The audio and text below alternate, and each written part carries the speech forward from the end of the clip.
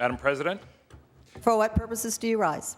for purposes of introduction, Madam President, members, before I introduce our guests here in the chambers today, let me just remind us all that our colleagues on the Assembly side are taking up a resolution commemorating the 95th anniversary of the Armenian Genocide. That measure will be on its way to us shortly. But before I introduce our guest who's here to speak briefly about the genocide awareness effort, I wonder if we could have a moment of silence, Madam President, for the 1.5 million victims of the Armenian Genocide. A moment of silence, please. Members, may we have a moment of silence?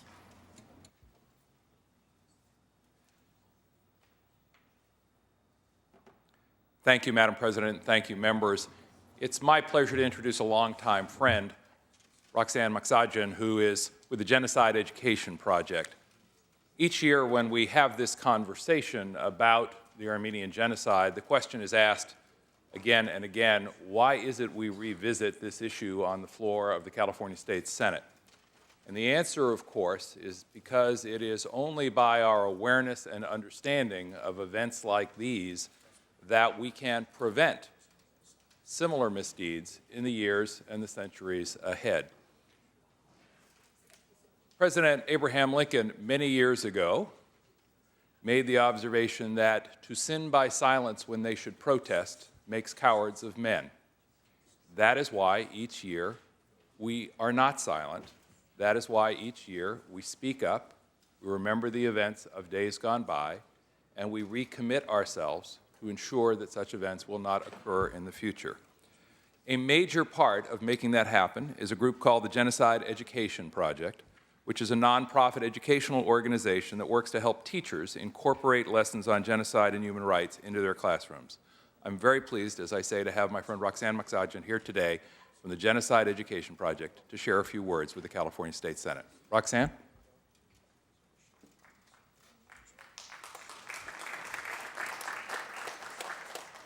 Thank you very much, Senator Samitian, for the invitation to speak today. Honorable senators and honored guests, on behalf of the Genocide Education Project, thank you very much for pausing this morning to remember the Armenian Genocide, the 20th century's first major crime against humanity, in which more than half of the Armenian population was murdered by the authorities of the Turkish Empire, and remaining survivors were driven out, their properties and institutions stolen or destroyed. Your commemoration today is all important. It is a critical example of the education that needs to take place on all levels of civic life. We believe that more than anything else, education holds the key to preventing genocide, bringing light to the darkness, revealing truth to denial, enabling action in the midst of inaction. Today, an exhibit on the Near East Relief Fund will open here in the Capitol building. Near East Relief was the first major United States humanitarian aid effort helping to provide for the needs of the Armenian Genocide orphans. And I want you to know that the Genocide Education Project is now developing new lesson plans on this very subject of the Near East Relief Fund, teaching students how American history intersects with Armenian history. And this year, our commemoration day falls on Easter Sunday. So as the first nation to formally accept Christianity, Armenians will be both commemorating the near annihilation of their people while also celebrating their resurrection in a way, their incredible survival. In the Armenian language, the month of April, pronounced Abril, means to live. And education, we feel, is the best way to ensure that the positive lessons of the genocide live on in our children. When we teach them about genocide, we empower them to take charge of the world full of hostilities and hatred, a world in which such mass atrocities are not yet a thing of the past, and to reshape it as a more humane and a more just world. So, in hopeful anticipation of the passage of the resolution that will come before you shortly, we say to the California Legislature, to you, the Senate, thank you for the recognition of history, for your defense of truth, and for your commitment to our future. Thank you very much. Thank you, Senator. Madam President. Senator Weiland, would you like to speak on this issue? I'd just like to add my own thoughts about this issue and about the education issue. The reality is it is education that'll change this, and it's education in schools. I've carried a bill, I think twice, to have this included in, and I wish the Speaker would be aware of this, twice to get this education included in the curriculum.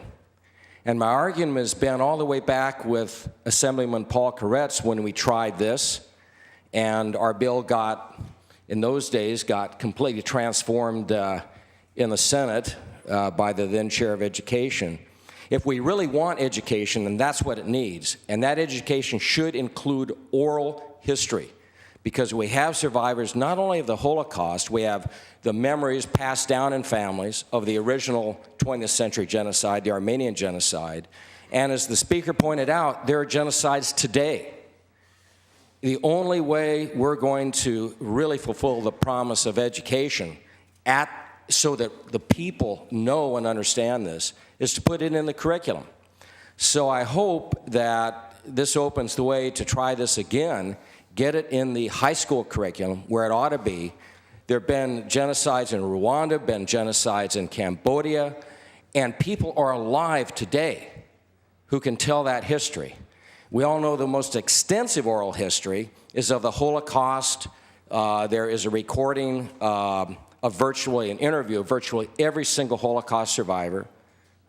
Steven Spielberg helped fund that. We ought to aim to try to do that for these other genocides and include that, because that's the way we're going to stop it, the awareness of it and the proper role of the United States in trying to prevent it. So I appreciate the resolution. I appreciate the emphasis on education. I really think that's the way we're going to try to stop it in the world. Thank you.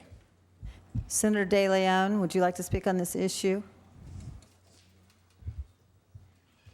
Thank you, Madam President. I want to thank my colleague, Mr. Joe Simidian, for bringing this measure up, which is very important. I know we do this on an annual basis, and I'm very proud to represent Little Armenia in Los Angeles, California. Obviously, we have many Armenians who come from throughout the world, whether they come from Lebanon, whether they come from Syria, whether they come from Iran, or the former Soviet Union, which is now today the Republic of Armenia. Many immigrants who come to California, which is home to the largest Armenian population outside of Armenia. Vast majority come either to Southern California, to the Bay Area, or the Central Valley. If you're a newly immigrant coming to America, many of them actually land in East Hollywood in Little Armenia. So this is a very important day to continuously commemorate this issue. And the reason being is because, unfortunately and sadly, revisionism continues to take place throughout the world when we talk about this specific issue. Senator Mark Weiland had articulated very nicely the genocides that have taken place throughout the world. We have genocide right now taking place, as our majority leader, Ellen Corbett, who educated us just a few days ago in what has taken place in the country formerly known as Zaire, which is Congo today, with regards to the rape and mutilation of women and young girls.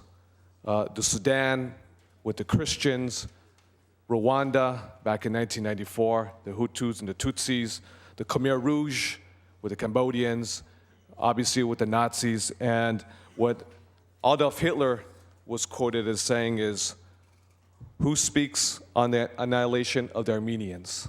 Therefore, if no one speaks on the mass atrocities, the annihilation of the Armenians, therefore, we can do it too in Europe and Eastern Europe. And this is what has led to the mass atrocities throughout the world. This is a very important issue, obviously, because H.R. 106, which was on the docket in the Congress in Washington, D.C., was obviously defeated with a multi-million-dollar lobbying effort by the government of the Republic of Turkey. This is an issue, again, that is near and dear to my heart, because the people of Armenia and Armenian Americans want respect and dignity just like everybody else, and to continue to educate the rest of the world why this is important. We need to educate all individuals, regardless of who they are and where they come from. Again, I want to thank our senator from Palo Alto, Mr. Joe Comedian, for bringing this up again. Thank you very much. Thank you. Senator Alquist, would you like to speak on this issue? Yes, thank you. It was less than a month ago I stood up and spoke about what happened to the Greeks with the Ottoman Empire, and I want to thank Senator Joe Comedian for bringing this forward every year. I remember some years ago when Mr. Comedian and I were in the Assembly, I guess that was a long time ago, where one of the members stood up and said, the genocide never occurred. And that is why it is so important that every year we talk about the dirty secrets of the heinous crimes that have happened to people. And certainly with what happened in the genocide, it is so important that we talk about it, that it be in our curriculum, and that these kinds of things hopefully will not happen in the future. Senator Comedian, would you like to close? Only to say thank you, Madam President, both to you and to my Senate colleagues, each and every one of whom has been supportive over the years, to those of you who've spoken today, to share, if I may, just a brief personal thanks and recollection of a trip to Armenia almost 10 years ago now with my Senate colleague, Carol Liu. It has really been a marvelous opportunity to tell this story, to make sure that the story keeps being told. I appreciate the courtesy of the Senate, and when the Assembly resolution makes its way to this House, we'll bring the measure forward for a vote by the California State Senate. Thank you again, members. Thank you for bringing this forward.